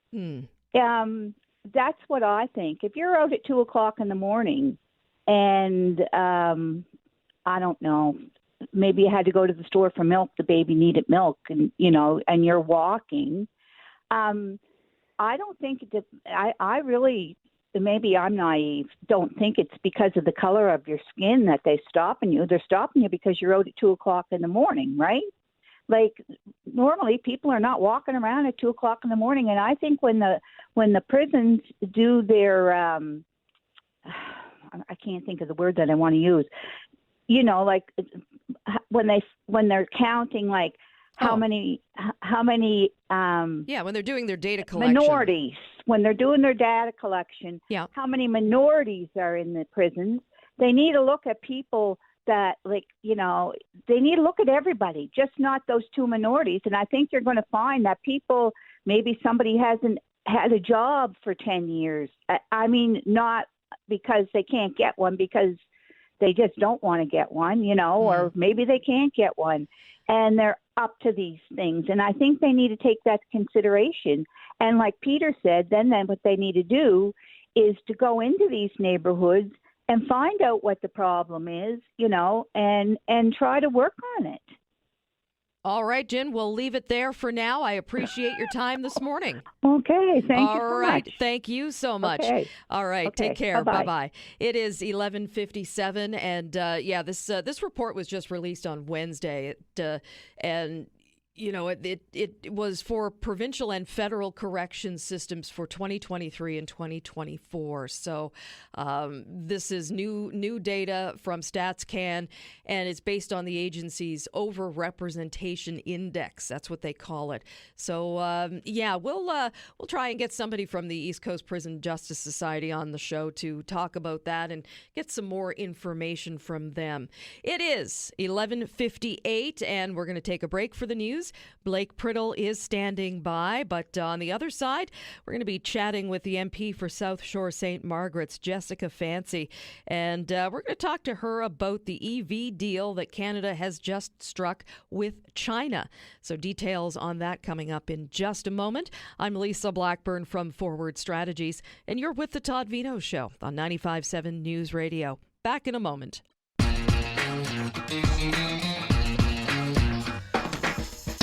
Welcome back. Made it to the noon hour. Hopefully you're finished shoveling or at least taking a break. We're going to take a closer look right now at a major shift in Canada's trade policy. After years of strained relationships, including tariffs and retaliatory duties, diplomatic tensions, the federal government announcing what it calls an initial trade agreement with China. And this is aimed at resetting our economic ties and opening up new markets for Canadian producers there. Under the agreement in principle, Ottawa has agreed to slash its 100% tariff on Chinese electric vehicles to a much lower rate. They're going to cap the imports, and Beijing in turn will significantly reduce tariffs on Canadian canola seed and other key agricultural exports. So, this deal is coming amid a broader effort by Ottawa to diversify trade beyond the U.S. and really secure access for Canadian goods in Asia's largest economy. But there are critics, and some are saying that this deal on both sides of the border, there are critics rather on both sides of the border of this deal, and they're warning that there are risks for Canadian industries and jobs. So with us now to unpack what it's going to mean for our region and the country in general, we have Member of Parliament Jessica Fancy, representing South Shore St. Margaret's. Thank you so much for joining us today. I really appreciate having you in. Yeah, thank you so much for the opportunity today, Lisa, to highlight one of our key diversification and relationship building measures that the government has done with this trip to China. So, yeah, you had mentioned in the beginning, of this show in regards to, why are we going to China? Why now? And why not now? In terms of rebuilding those relationships and connecting those east to west trade diversification. So I'm really happy to be here. Thank you. So I guess, just to start off, can you briefly explain some of the core elements of this agreement and why? Why was it pursued now? Yeah, so we have to remember, let's roll that screen back a little bit in October when the Prime Minister had met initially with the President of China in regards to let's start having some of these trade talks again. So fast forward from October to now in that formal meeting, just speaks to the work and diligence that was done by the government. And I know I myself, in talking with you really quick before this interview and saying, some of those late night calls that we've had with Prime Minister's office, and I know myself working very hard with the seafood tariff aspect. So let's look at it at the overview of, what came out of these talks. We did have the 49,000 EV vehicles that are going to be allowed to be brought into Canada. We look at the tariffs from canola that had been 100% and are now down to 15. And we look at seafood that had been at 25% and are now at 15. And then with canola and seafood going to 0% after March 1st of this year. So. Yeah, and we're actually going to be talking to somebody from the lobster industry a little later on this hour. But, I mean, they were looking at an industry that was softening, and they were looking for markets outside of China. And now this has sort of been dropped onto their laps, and this is huge for your riding. Oh yeah, no, for and it's predominantly why I'm here today, Lisa. This is such a win for South Shore St. Margaret's. So sometimes we forget the amount of trade that goes on with our seafood market. And just last year alone, $500 million in lobster went to China, and $300 million worth of crab going to China. Wow. So that's almost $1 billion worth of trade. So when we're looking at these trade deals that were discussed in China and saying, between the agricultural sector and seafood sector, $4 billion worth of trade, well, think of the impact that has on my fishers and my processors in our riding. And not only my riding of South Shore St. Margaret's, which is a huge win, but Nova Scotia and Atlantic Canada in general, where for us, down on the South Shore, lobster's king within our industry. So I know going in with those talks with the Prime Minister and the Prime Minister's office, we were talking about, right now the U.S. has a 16% tariff.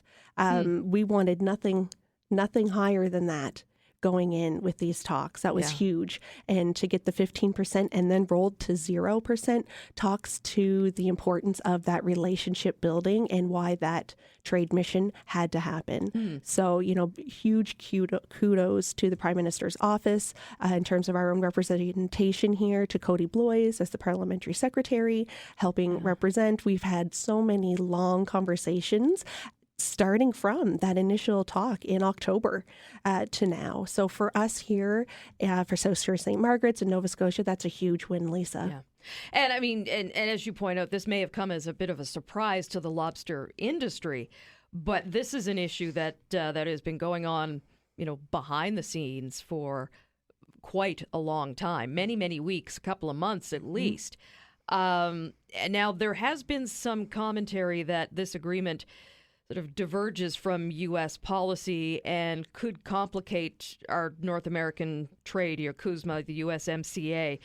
How does this agreement fit in with Canada's commitments under USMCA and, our relationship with the U.S.? Yeah, no, great question, Lisa. Two things there. I think first we have to remember what what President Trump said after hearing about these talks, and he said, "Yep, if I was, Prime Minister Carney, if I was Mark, that's exactly what I would do."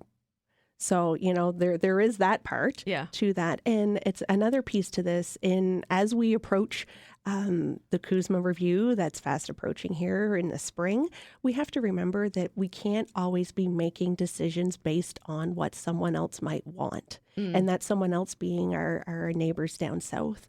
It's time for us to diversify our trade. And one way to do that is to repair those relationships with countries such as China. Yeah.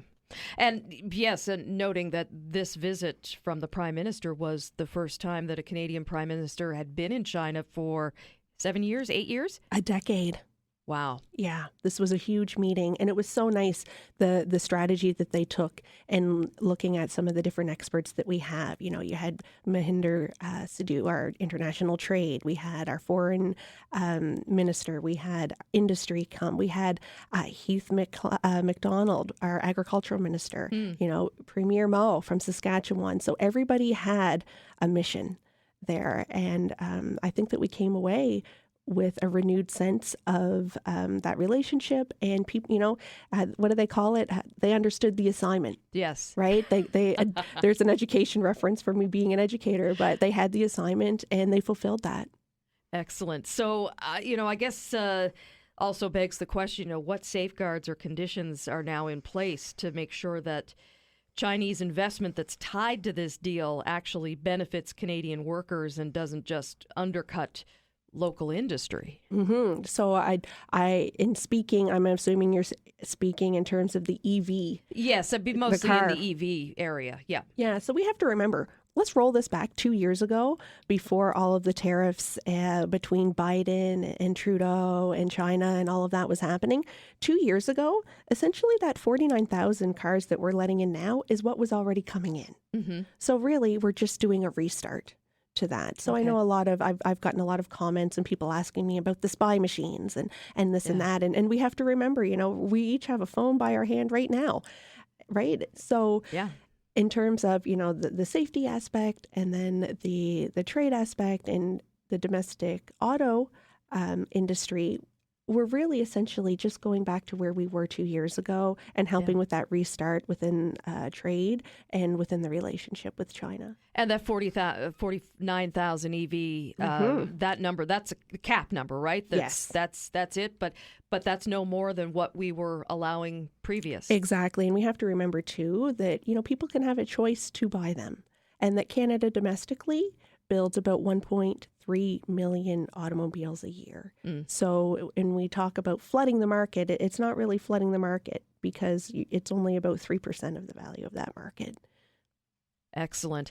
All right. Well, listen, we'll have to leave it there for now. Shucks. Yes, we're up against a break, but listen, Member of Parliament Jessica Fancy, South Shore, St. Margaret's, really, really appreciate you coming in to help us break this all down and put it in terms that we can visualize here in Nova Scotia. Awesome. It's a huge win for South Shore St. Margaret's in Nova Scotia. And thank you very much, Lisa, for having me in today. My pleasure. Glad to have you here. It is 12:15, and as I said, quick break time, and we'll be back with the discussion about Blue Monday in just a few minutes. I'm Lisa Blackburn from Forward Strategies, and you're with the Todd Veinotte Show on 95.7 News Radio. Back in a moment. 12:18 is the time. Partly cloudy conditions, and we're now on the plus side at 1 degree, so things are melting out there quite nicely. Next up, we are talking about Blue Monday. Now, that's a phrase you've probably heard tossed around every January. Commonly, it's called the most depressing day of the year. But what does that really mean? Apparently, this idea goes back to a marketing campaign that used a formula that involved weather, holiday debt, and broken resolutions to eventually pick the third Monday in January as a day of absolute gloom. Now, scientists and mental health professionals have long pointed out there's no real evidence that this day is uniquely depressing, but suffice to say that it shows up in the headlines every year. But, at the same time, we definitely know that winter can affect mood and energy. So, whether it's lower light or disrupts sleep or fatigue in general, Blue Monday, is it a myth, a marketing relic, or is it really a prompt for us to talk about mental health in general? So that's what we have on tap with Dr. Alexandra Gold. Doctor is a licensed clinical psychologist at Mass General Brigham. Welcome to the program, Doctor. Thank you so much for having me. So listen, Blue Monday started as what many would call a marketing concept back in 2005. Can you briefly explain how it came about and why it really doesn't hold up as a scientific idea? Yeah, so it was started by a marketing gimmick by a travel company to get people to travel more this time of year.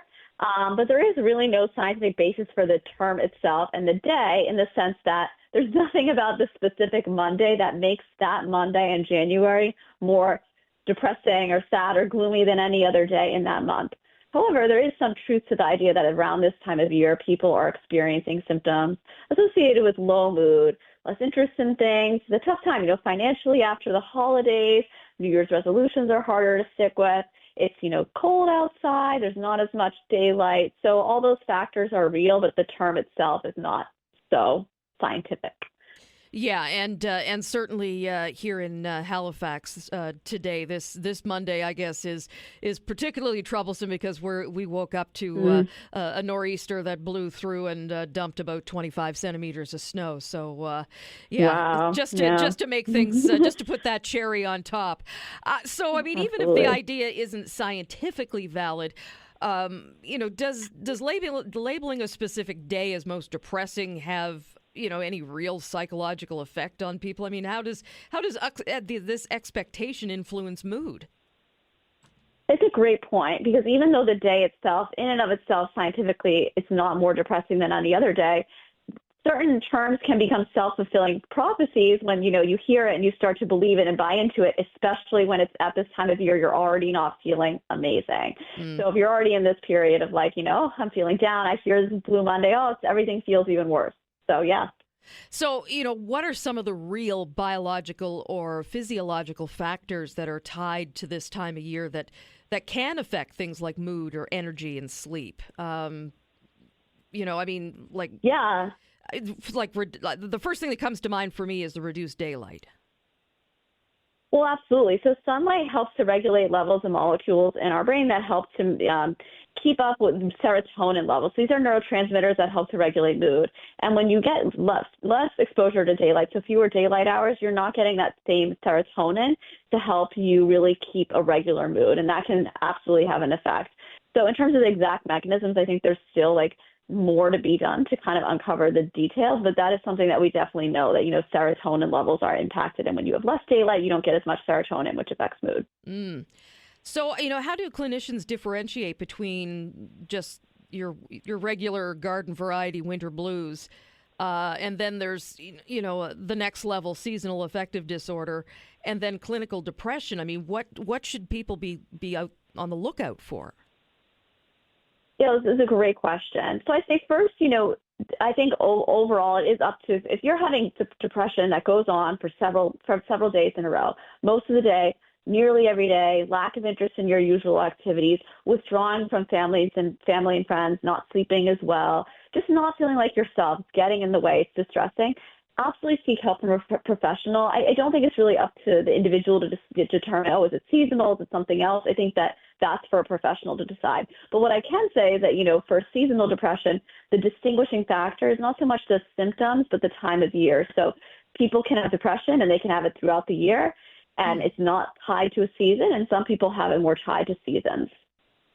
So then, do you have some evidence-based strategies that we can use when we do notice that our mood dips a bit in January or any winter month for that matter?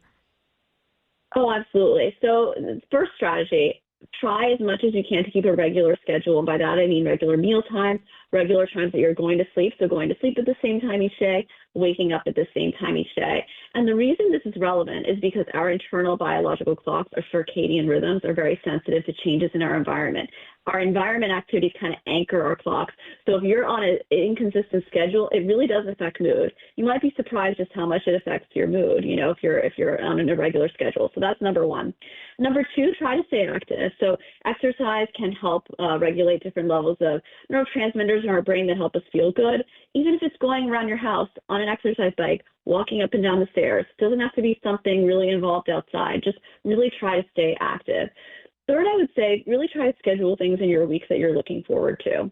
So maybe it's just like a coffee date with a friend or a phone call with a friend you don't see often, or a lunch date, just something that kind of helps anchor your week so you're not just like, oh, it's this time of year, I'm not looking forward to anything. You really want to have those pockets of events that you're excited about. And then lastly, as I said before, please do not be afraid to seek help if there are symptoms that are going on, low mood, several days in a row. There is help for your symptoms that you're experiencing, and people want to assist you. Well, it's interesting you mentioned, getting back on track, and certainly that's a good reset for January, because for most folks, December is a bit crazy with usually vacation time and late nights and events, and so it's very easy to get your sleep patterns and your eating patterns out of whack in December. Oh, absolutely. And that's a factor, and it kind of adds into January, where also, people are in this period in January where holidays are over, they're in that slump. New Year's resolutions, a lot of people by this week in January are finding it hard to stick with their resolutions. Usually it's because people at the outset, very normally, set larger goals for themselves, and it's harder to stick with them. So yeah, there's kind of a lot of factors adding into this time. And now simple lifestyle changes that can make a really big difference. You mentioned exercise, but that doesn't necessarily mean forking out the money to join a gym or committing to running 5K tomorrow. Absolutely. And I really want to emphasize that. It's a great point, because actually if you commit to big goals, that's where the New Year's resolutions can kind of be hard to stick with. As an example, it's really important to have manageable goals, really manageable from where you're starting. If you're not exercising at all, to then suddenly be like, oh, I want to go exercise 5 days a week, that's not realistic and fair to yourself. So really start small, once a week, around the house. Absolutely do not look at this as something you have to spend a lot of money on. It literally could be something that you can do right now with what you have available to you. Just trying to stay active and get moving so you're not just sitting all day. Wow. So if I am on a phone call at the house and I'm walking laps around my house for 20 minutes, that constitutes as exercise?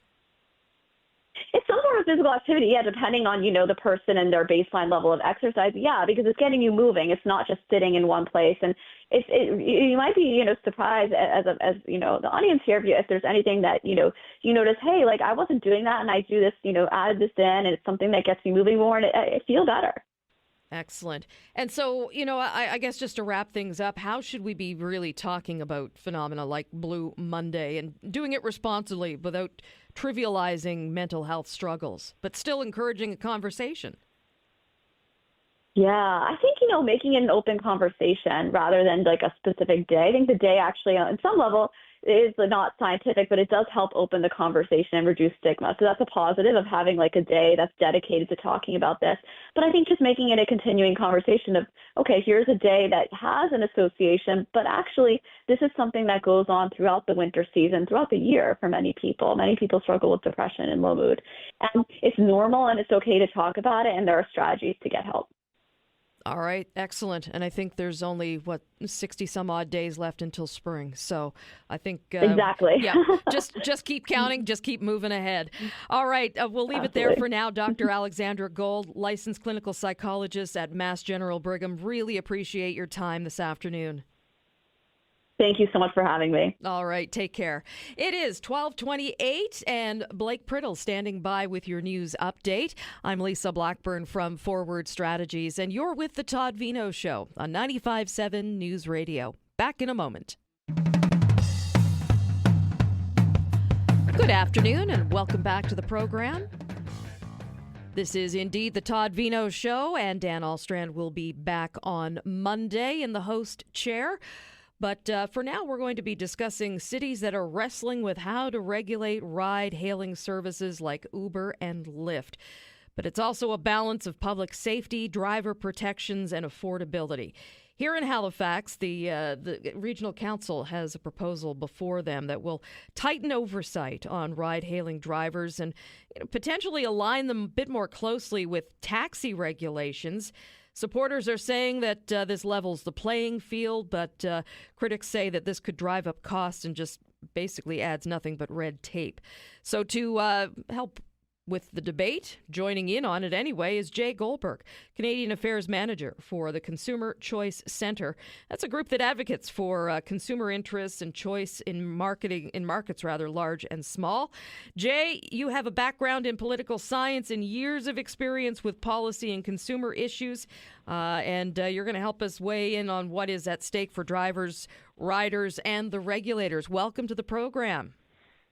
Thank you. It's great to be with you.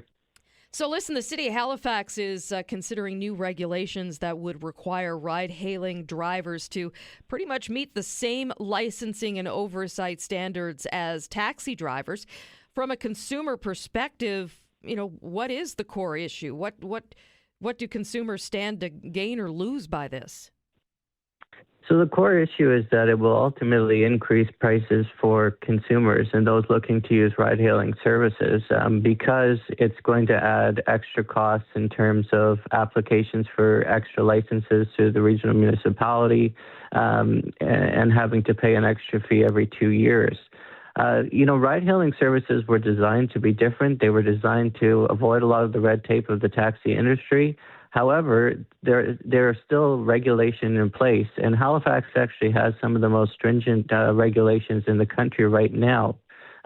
What happens right now is that these ride-sharing services, such as Uber, they go through all of the same processes with their drivers, whether it be background checks, applications, but it's done internally within those companies. And the regional municipality has the ability to ask companies like Uber to share their records, to share their information. So essentially what the regional municipality is looking to do is duplicate the process, and it could essentially just lead to increased prices for consumers because you might have fewer drivers on the road. So earlier this morning, we had a couple of Halifax regional councillors on the hot seat, as is our regular practice on Monday morning. And, their point was that tighter rules will improve safety and accountability. But critics of this are talking about fees and red tape. So, what evidence is out there? What does the evidence show about safety benefits versus the cost burdens?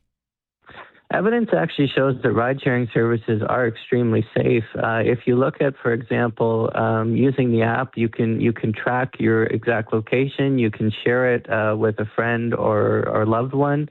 You're able to see ratings that other users have given to drivers. These are all things that are not necessarily available, for example, for if you're using a taxi. And so actually the safety rules that are in place right now and the technology innovation that's gone with the ride-sharing app actually allows for, in many cases, more safety using ride-sharing apps than you actually have using traditional taxi services. You know more about your driver. You have other consumers have given ratings, and of course you can share your location with loved ones. So the safety is there right now. It really is, in my view, just a question of red tape and extra costs. All right. So, and I'll be the first to admit that Halifax was a little late to the game when it came to ride hailing and Uber, Lyft, all of those services. What other cities are debating this? Like, has this? Surely to God, we're not the first to have this issue between taxis and ride hailing and how it should be regulated. No, there are certainly other cities that have looked at this issue and this approach. But what we've seen in those other jurisdictions that have gone forward with it, and there are some in the United States that are debating this right now, is you end up with fewer drivers on the road. Because for example, if you increase these costs and you add these extra fees, which the municipality is considering, you have folks that are doing ride sharing as a second or third job, just doing a few hours a day, just trying to make ends meet. They'll find that it's not necessarily worth the cost of doing so unless it's a full-time job. Whereas, for example, taxi drivers are able to pay these fees in part because they're doing it as a full-time job. And so what we've seen is fewer drivers on the road and increased costs. So that's the ultimate outcome when cities go in this direction. All right. And now, in the opinion of the Consumer Choice Center, should municipalities be stepping in to regulate ride hailing at this granular level, or are there better models out there that still protect consumers but don't overburden the drivers and the companies? Well, I think the Halifax model that's in place right now actually does work very well. It has a good oversight in that, there's internal regulation with companies like Uber, the ride-sharing services, but the municipality can request oversight at any time. And the spokesperson for Uber actually said, the regional municipality hasn't asked for access to the records. I saw that in a news report. So I think step one would be if you want to see the records and you want more oversight, use the existing mechanisms that are in place instead of actually adding all of this additional costs and red tape. Yeah, I mean, as you point out, many of the drivers of these ride-hailing companies choose that type of work because of the flexibility that it offers. So, what these bylaw changes, how would they affect drivers specifically? Well, that's exactly the point. When you have these increased costs, so there would have to be an application fee and renewal fee every 2 years, and that's on top of the fees that are already paid through Uber or Lyft or whatever ride-sharing company you're using. So what ends up happening is you have these part-time drivers who make the decision that the costs are too high if they're only doing the job part-time to actually bother going forward with that. So what you end up having is if you do have rideshare drivers who are still choosing to, continue with their activities, these are generally rideshare drivers who are doing this as a full-time job. They're doing it, regular hours or 40-hour work week or something like that. Whereas someone who's just, maybe doing 10 hours a week, 12 hours a week just to make ends meet, given the fact that we're in an economy where 50% of Canadians say they're $200 away from not being able to pay their bills, these are the individuals who are going to decide it's not worth the extra fees for me to do this, and I'm just not going to do ride sharing anymore. Yeah, and it will also drive up the cost. I mean, just to connect the dots for listeners who aren't familiar with the ride share, the model is the price of the ride is largely driven by the number of drivers that are available at any given time, correct? Yeah, so the more drivers you have on the road, the lower the prices could potentially get, and vice versa. So the fewer drivers you have, because there's, still the same number of people who want to use these ride-sharing services, but there's fewer drivers on the road, and so that ends up jacking up prices, which is what consumers could see if this goes through. Gotcha. All right. So, the Consumer Choice Center, you guys tend to frame issues in terms of choice and competition. And this is a debate that I think would fit into broader trends in consumer markets, whether it's in transportation or telecom or other services. I mean, this is really part of a larger debate, isn't it? It is. It's all about choice for consumers, and it's about consumer empowerment. So if there's individuals to take this example who really do feel that they want to take a taxi for whatever reason because it's greater regulation to municipality, it's about empowering consumers so that they can make that choice. So you can go use that rideshare service if you want, but if you want to use a taxi, you have the choice to do so too. And so we also do advocacy, for example, in making sure you have more telecom providers so that consumers can choose and prices can get down. So it's all about empowering consumers and being able to make choices, not necessarily favoring one side over the other, but empowering consumers to be able to make the final choice in what they want to do in their lives and hopefully get costs down as well.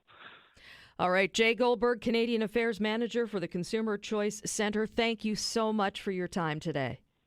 Thank you. All right, take care and have a great afternoon. It is 12:45. Going to take a quick break. I'm Lisa Blackburn from Forward Strategies, and you're with the Todd Veinotte Show on 95.7 News Radio. Back in a moment. And it's 12:48. Well, we're going to finish off the show today with some melted butter and a side of potato salad because lobster has long been a cornerstone of this province's economy. China historically was one of Canada's biggest buyers, with about 40% of live lobster exports going there in recent years. But that was until tariffs hit last year and the demand dropped sharply.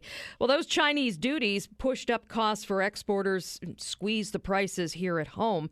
But after months of pressure, Ottawa has successfully persuaded Beijing to suspend those tariffs, as we just heard, on Canadian lobster and crab. And that certainly has brought some relief, but also some cautious optimism for the seafood sector.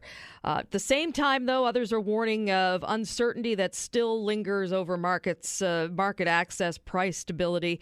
But, to help us understand all of this is Jeff Irvin, who is Executive Director of the Lobster Council of Canada. Thank you so much for joining us today. How you doing? Doing great, Lisa. Thanks for having me. Excellent, excellent. And I'll tell you, this was going to be a very different conversation because we had booked you in to chat before this deal was announced. And then the news broke that China agreed to temporarily suspend the tariffs on Canadian lobster and crab. Can you walk us through what this suspension means for Nova Scotia exporters when it does take effect? Well, it should mean better prices, better demand, smoother business. It should mean that we can regain some of the market share that we lost during the last 8 months to Vietnam and Australia and other competitors. So it should be good news for Nova Scotia harvesters, Nova Scotia shippers, but broadly through the whole region. And so now this deal with China, is this going to help make up some of the losses that perhaps are expected or you are experiencing with the current trade issues with the United States? Well, we don't have any tariffs with the U.S. Our challenge with the U.S. has been uncertainty. Yeah. So it's meant that buyers and harvesters and everybody in the lobster value chain have just felt unease about, what prices they would pay, what prices they would charge, if they would stock product. It just threw the whole sort of industry on its head. We're a very traditional industry that just has we're not used to that level of uncertainty. Yeah. Now, before the suspension, how did the tariffs affect lobster exports to China and the industry overall? Like, what kind of revenue or volume shifts were you seeing? Well, for Nova Scotia, which is sort of the live lobster capital of the country, exports to China were down about 48% up until the fall. It did mean that exporters sold that lobster in other markets. It meant more lobster went into processing. We found homes for it, but the Chinese market typically is a good value market and more importantly, a volume market. So we can move product into that market at prices and at levels where it takes the pressure off, for example, in the spring and in the Christmas time when we have large volume of lobster being landed. So we didn't have that sort of that pressure valve release. So it caused people to it makes it more challenging. Yeah, China certainly has been a major destination in the past, and Nova Scotia companies have been pushing to get into other markets as a result of those tariffs. So, what lessons do you think the fishers and the exporters have learned about diversification? Well, they've learned that we need to do more of it, and it's nothing new. We've been trying to diversify our lobster market for years, and that's kind of where the Chinese market came from. 10 years ago, we didn't sell lobster to China, but we found through a lot of work and good demand there and a change in kind of market access that we could sell there. So, we're leaving in a couple of weeks to take a trade mission to Europe. Europe continues to be a steady market. Other parts of Asia are important. The Middle East is growing as a market for lobster, frozen and live. There's a seafood show there at the end of January that a number of companies are going to. And so I think it's made us all realize we need to double down on finding other places to sell our products. Yeah. Now, you were saying that China really didn't come online until about 10 years ago. So was lobster sort of a brand new thing for China, or was Nova Scotia just a new place to get it for them? Well, it's funny. It's interesting, the history of it. They were used to buying lobster from Australia and New Zealand, so a spiny lobster with no claws. And when we first started to build the market there, we had to go in and educate the consumers and the trade buyers on what to do with those crazy claws. for many Atlantic Canadians, that's their favorite part of the lobster. I was just about to say, my God, that's the best part, people. Yeah. Well, they weren't used to that. So one of the reasons I think we've had so much success is we've introduced a different lobster with very positive attributes. And, Canada has a good record there, as we do all around the world. So, it's been interesting to see how it's evolved, but it's up to a $500 million market for live and frozen. Wow. And I hope we can get some of that back. Now, the suspension of the tariff may be temporary. So how do you think this is going to influence long-term relationships with China? I mean, does it change how exporters plan for global markets? Well, I guess it's another level of uncertainty. We're hopeful that the Chinese reset that the Prime Minister is doing will continue. I mean, it has to continue. I mean, we still have tariffs on sea cucumber, on cold water shrimp from Atlantic Canada, from gooey duck from BC. Those all continue. Those sectors are going to be pushing hard to have those removed, as is Canadian pork. So this is a good first step. And if you talk to Prime Minister's folks around him, they say the same thing. The entire international trade environment is uncertain today. Yeah, true enough. And exporters and everybody down the value chain, right to the harvesters, know that and have to educate themselves on who gets what and how it works almost every day. So now here at home, what's this going to mean for prices at the wharf or the prices at the truck on the side of the road? I mean, will producers or consumers rather, closer to home see a price shift as a result of this? Well, I think those low prices at Christmas in Nova Scotia this year, people enjoyed it because prices have already bumped up. Not because of this, believe it or not, because of really bad weather in Vietnam that killed something like 20 million lobster there. So they have come in and taken a good bit of our business in China, but now they don't have the product. So these things happen that are completely out of anybody's control. But no, I expect shore prices will be firmer for lobster that goes to China. But there are, 25 other factors that impact what the price on the shore is. Yeah, true enough. So, suffice to say that cheap lobster feed you had at Christmas time, that same lobster feed at Father's Day is probably going to be a little bit more, cost a bit more. It will be, but keep in mind that when the prices are higher, harvesters are getting more, shippers are getting more. The whole economy really relies on the seafood sector in Atlantic Canada. So You're investing in the region. Well, and I guess, that leads to my next question of what role should federal and provincial governments be playing in supporting the lobster sector when international trade tensions are, when things are as unpredictable as they are? Well, the provincial and federal governments actually do a great job helping us. There's a lot of marketing programs that we work with provincially and federally that help sectors invest in themselves. Our challenge, honestly, is that we don't have a mechanism in the seafood sector to levy ourselves, to use money that we raise from ourselves to leverage the government programs. And that's a massive challenge. The agriculture sector is used to it. They have levies on pigs and cows that help them market it. But in seafood, with the exception of the harvesters on PEI and in Newfoundland, we don't have any levy system, and we need one. All right, Jeff Irvin, thank you so very much for this today. Jeff, Executive Director of the Lobster Council of Canada. Appreciate your time and perspective. You're welcome, Lisa. Thank you. All right, you take care. It is 12:57, and that does it for us for today. Thank you so much for spending part of your day with us. Thanks to everyone who joined us, shared their perspective. Thank you, everyone who called during the open hour. Really appreciate that because this program only works because of you. Big thank you to Vanessa Vandeness behind the scenes who is keeping the ship afloat. I'm Lisa Blackburn from Forward Strategies, and you're with the Todd Veinotte Show on 95.7 News Radio. Thanks for listening and have a great afternoon.